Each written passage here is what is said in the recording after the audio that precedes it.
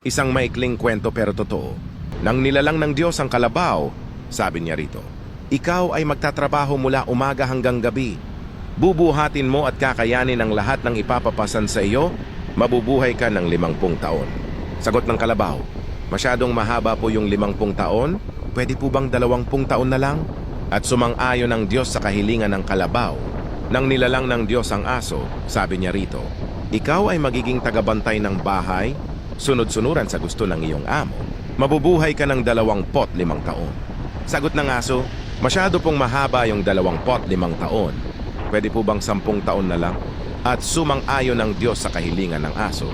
Nang nilalang ng Diyos ang unggoy, sabi niya rito, ikaw ay magpapalipat-lipat sa mga baging, magiging katawa-tawa at nakakaaliw, mabubuhay ka ng 20 taon. Sagot ng unggoy, masyado pong mahaba yung 20 taon. Pwede po bang 10 taon na lang? At sumang-ayon ng Diyos sa kahilingan ng unggoy.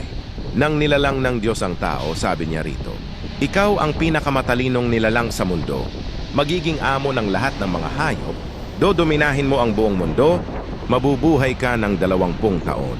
Sagot ng tao, masyado pong maiksi yung 20 taon. Pwede po bang ibigay ninyo sa akin yung 30 taon na tinanggihan ng kalabaw, 15 taon na tinanggihan ng aso, at 10 taon na tinanggihan ng unggoy?